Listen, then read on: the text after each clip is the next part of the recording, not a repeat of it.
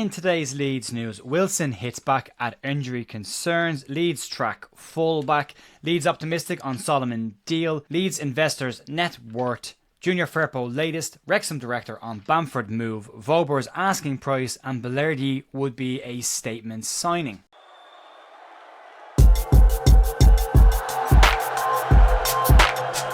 Morning folks, Jay here at The View with your Leeds United news for Wednesday morning the 21st of May. There's a bit of stuff to get stuck into, nothing massive, it's more clearing of the decks around stories linked with Leeds incomings and exits, so we'll clarify a lot of the rumour that's been floating around over the last couple of days, as well as having a look at the investor net worth on the back of a piece in the Yorkshire Evening Post today on the back of Leeds receiving the additional investment from 49ers Enterprises. If you want to get the breakdown on that 120 million, people did point out yesterday here that Leeds can't spend that 120 million. They kind of can, but if you want the breakdown on how that works within PSR, we did a live stream last night that covers the whole thing, the rules around PSR and how Leeds can use this investment to spend on transfers within the PSR boundary. So it's all the details there on the live stream if you want to check that out. But let's start off with Callum Wilson, and Leeds have been linked with a move for Newcastle striker Callum Wilson for a couple of days now, with the striker about to become a free agent. Wilson, who is 33 years of age, has had serious injury worries over the past couple of seasons, which are a bigger concern for fans over his age, and that could be a reason why a lot of Leeds fans aren't too keen on a potential move for him. Wilson only started 2 games this season for Newcastle and didn't score any goals or get assists. He did make 15 appearances off the bench as well, but a pretty forgettable season for Wilson. Last year though, Wilson started 9 games with 11 off the bench and scored 9 goals along with 1 assist.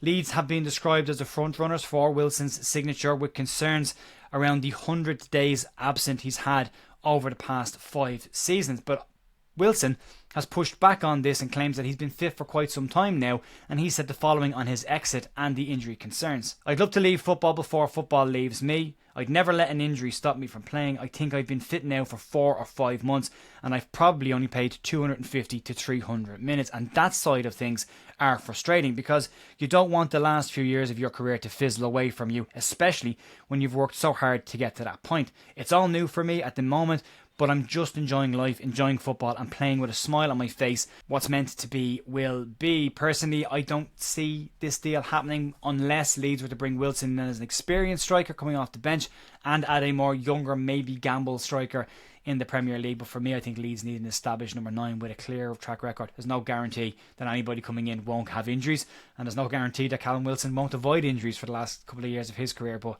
we'll keep an eye on it. We'll see what happens with it. Let's move on. Let's talk about fullback interest today. And a few right backs have been linked over the last couple of months with Leeds. So it's not a priority position for Leeds, as Jayden Bogle's had a really standout season and is expected to be the first choice next season. But Leeds might want more competition in that position and cover, and maybe some, from a more defensive-minded perspective.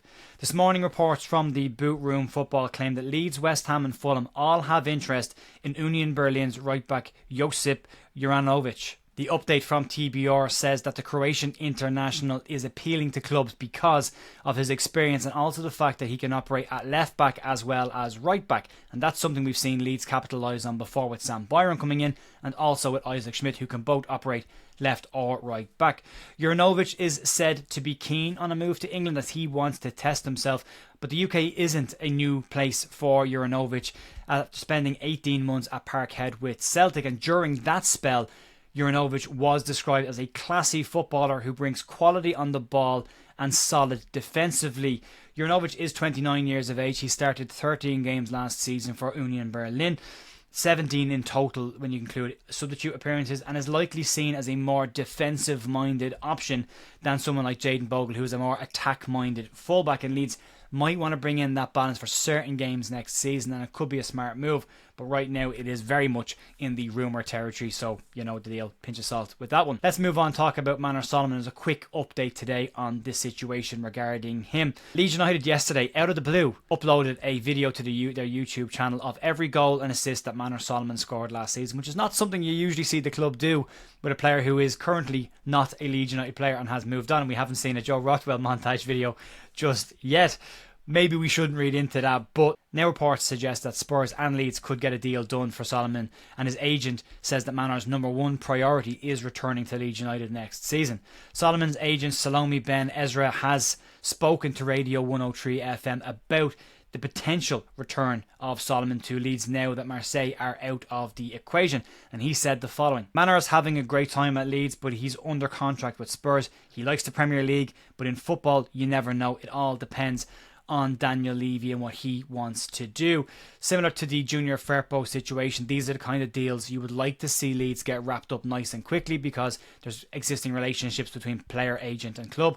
Get them done and then focus on the more tricky deals that will lead to building relationships with players that currently have none with the club or with their agents. So yeah, let's get that one out of the way. Move on. Let's look at the Leeds United investors' net worth, and there's a piece from Kyle Newbold in the Yorkshire Evening Post today. It's really interesting to have a look at the net value and worth of the investors in the 49ers Enterprises pool, especially now after we've seen the increase in funding to the club. This obviously doesn't mean that we can spend their net worth. It's their money, it's not ours, but it does give us an indication of what a future investment or capability around a future investment could look like.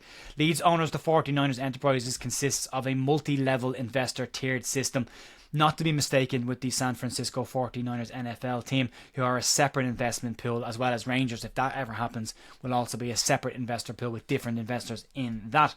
So who are the people involved in this? Well, we'll start with the kind of entry level tier, and then I'll give you some of the bigger hitters. That's the more interesting part of this. If you start off down the bottom end of it, Joe Messina, who's a US politician, he has a net worth of in and around $1.5 million, nothing massive. TJ McConnell, NBA player at the Pacers, has a net worth of $5 million, and DeMarcus Beasley, who's brand new on board, has a net worth of $6 million. Larry Nance Jr., who is very active around Ellen Road and has put plenty of money behind the bar in the Peacock, thanks very much for the points at the end of the season, Larry, he has a net worth of $15 million. But that's at the bottom end of the scale. Let's look at the top end of the scale and see where the real money for Leeds will come from. Golfer Jordan Spieth is estimated to have a net worth of $120 million. Will Ferrell, who joined the club last season, has a net worth of in and around $160 million. And then we get to the really big hitters. NBA star Russell Westbrook has a net worth of $375 million, while baseball player Michael Schwimmer is in and around the $400 million bracket. The top end of this consists of two major players. The 49ers Enterprises themselves, headed up by Jed York and the York family, have a net worth of a whopping $7.2 billion. And when you add to that Leeds minority owners Red Bull, their estimated net worth is $72.8 billion. Now, for comparison, to see where Leeds sit with the rest of the big boys in the Premier League, if you look at Manchester City's Sheikh Mansour, his personal net worth is $17 billion, but his family's net worth is $300 billion. Newcastle's Saudi Public Investment Fund have a net worth of in and around $1.1 trillion. And Manchester United's Jim Radcliffe has a net worth of $17 billion, so in and around the middle tier of what Leeds have at the moment. Aston Villa's V Sport Holdings have a net worth of $9 billion. So when you look at all of these together, Leeds are probably in the mix with the top 5 teams in the Premier League in terms of net worth. What that means in spending, we'll have to take time to see what that looks like with the PSR over the next couple of years easing a little bit, or maybe even potentially going away next season. But plenty of money in the club, and we've seen that now with this additional investment. I don't think anyone can say 49ers Enterprise are taking money out of the club when they've just put an additional £120 million into the club. But let's move on and talk about Junior Firpo. And in a week of Junior Firpo news and stories this week, we now appear to be getting to the stage where we might be getting a decision on this, and we could see the fullback staying at Leeds United. Yesterday's news around the potential move to Lazio have now been clarified as his agent offering the player to other clubs that may have interest in him. Reports today claim that Firpo has had a juicy offer from Leeds United and might be just about ready to sign. According to Estadio Deportivo in Spain, they claim that at this point Real Betis have no offer on the table for Junior Firpo, and after contacting his representatives to find out if he signed a new deal with Leeds, Estadio Deportivo said that they were told that he has received a juicy offer from Leeds, but that the club and player are yet to sign it, and that is due to the fact that Firpo is taking time to weigh up the offers that he has on the table and what will be likely his last major contract offer.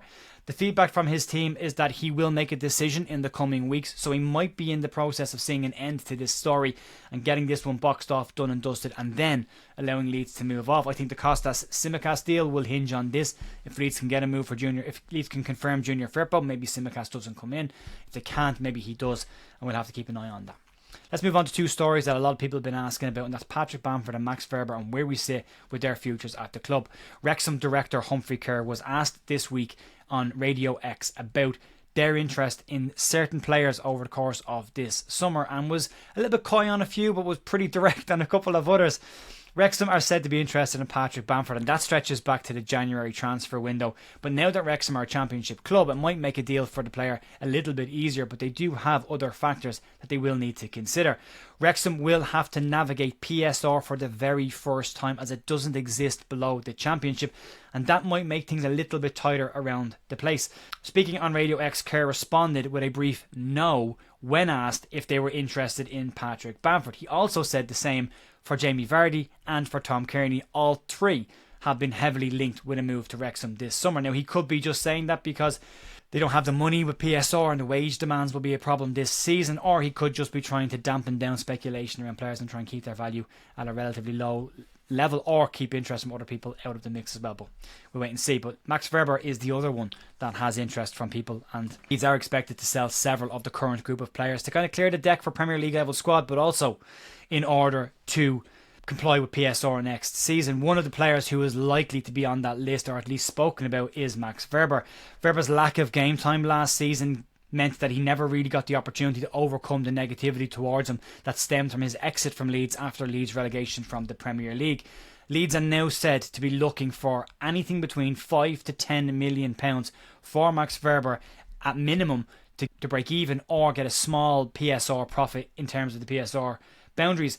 Wober is one of the few players that when he did join Leeds during the relegations campaign looked like he was capable of playing in the Premier League, but isn't a fan favourite right now, and minimal appearances last season, as well as interest from Germany from Borussia Mönchengladbach, might see Leeds do some clever business there if they do try and bring in Julian Weigl or Nico Elvedi next season. Maybe a swap with a bit of money could be done there, but yeah, Leeds looking like they're positioning Verber to move him off the books next season. And then finally today, the final transfer story of today, hopefully it's less transfers tomorrow, is around Leonardo Balerdi, who last week we had links to the Marseille captain, but now there are fresh reports today. Balerdi has been labelled by some as a significant and statement signing for Leeds United should they move for him and if they can get a deal done.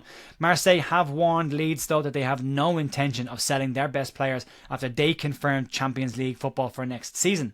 Speculation on a move for Balerdi comes after the 26-year-old refused to close the door on potential exits from Marseille, and speaking before their final league game of the season, Balerdi inferred that he had received offers from outside of France, saying the following: "We'll see about the transfer window, but I haven't looked at the offers. I'm 100% here at Olympique Marseille.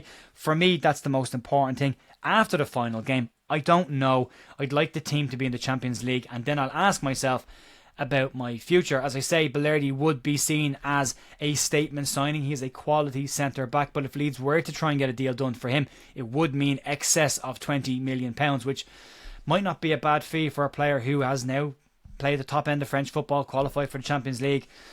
But Marseille's president is adamant that Balerdi won't be leaving the club this summer. But as we all know, in this time of the year, money talks and players' desires talk as well. So we'll keep an eye on this and see what happens over the next coming days, weeks and months. Folks, that'll be it for me today. Don't forget you can check out the live stream last night with the breakdown of that 120 million investment and what it means in PSR terms as easily as we could. The Content Creator Cup kicks off on July 20th in Leeds at the John Charles Centre for Sport. Ticket information for that is down below, and I will talk to you tomorrow morning for more Leeds news. See you then. Thanks. Bye.